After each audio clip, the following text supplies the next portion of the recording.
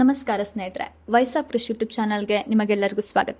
ಸ್ನೇಹಿತರೆ, ಇತ್ತೀಚೆಗೆ ಕೇರಳದಲ್ಲಿ ಮತ್ತೆ ಒಂದು ಭಯಾನಕ ವೈರಸ್ ಬಗ್ಗೆ ದೊಡ್ಡ ಚರ್ಚೆ ಶುರುವಾಗಿದೆ.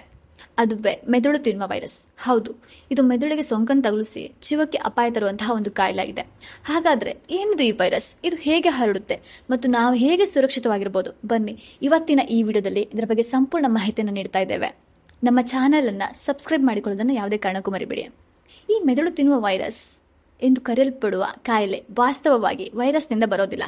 ಇದು ನೆಕ್ಲೇರಿಯಾ ಫೌಲೇರಿ ಎಂಬ ಒಂದು ರೀತಿಯ ಅಮೀಬಾ ಎಂಬ ಸೂಕ್ಷ್ಮಜೀವಿಯಿಂದ ಹರಡುತ್ತೆ.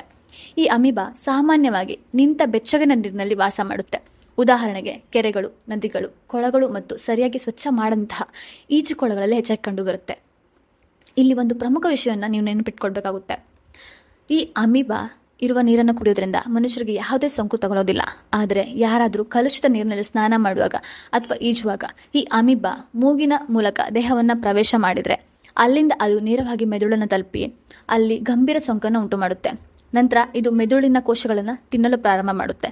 ಅದಕ್ಕಾಗಿ ಇದನ್ನು ಮೆದುಳು ತಿನ್ನುವ ಅಮೀಬಾ ಎಂದು ಕರೆಯುತ್ತಾರೆ. ಇದರ ಲಕ್ಷಣಗಳು ಸೋಂಕು ತಗುಲಿದ ಕೆಲವೇ ದಿನಗಳಲ್ಲಿ ಕಾಣಿಸಿಕೊಳ್ಳುತ್ತವೆ. ಆರಂಭದಲ್ಲಿ ವಿಪರೀತ ತಲೆನೋವು, ಜ್ವರ, ವಾಂತಿ ಮತ್ತು ಕುತ್ತಿಗೆ ನೋವು ಕಾಣಿಸಿಕೊಳ್ಳುತ್ತೆ. ಇವು ಸಾಮಾನ್ಯ ಜ್ವರದ ಲಕ್ಷಣಗಳಂತೆ ಕಾಣಬಹುದು. ಹಾಗಾಗಿ ಅನೇಕರು ಇವನ್ನ ನಿರ್ಲಕ್ಷ್ಯ ಮಾಡ್ತಾರೆ.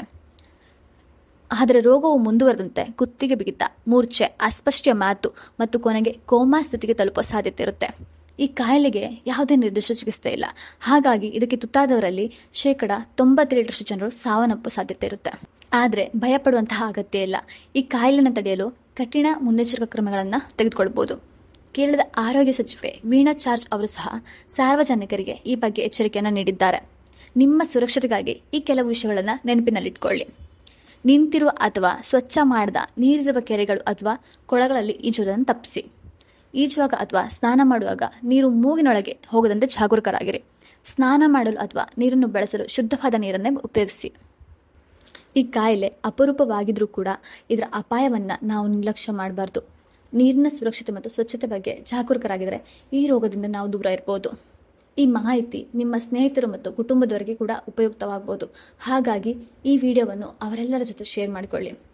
ಮತ್ತಷ್ಟು ಹೊಸ ಮತ್ತು ಉಪಯುಕ್ತ ಮಾಹಿತಿಗಳೊಂದಿಗೆ ನಿಮಗೆ ಮುಂದಿನ ವಿಡಿಯೋದಲ್ಲಿ ನಾವು ಸಿಗ್ತೀವಿ.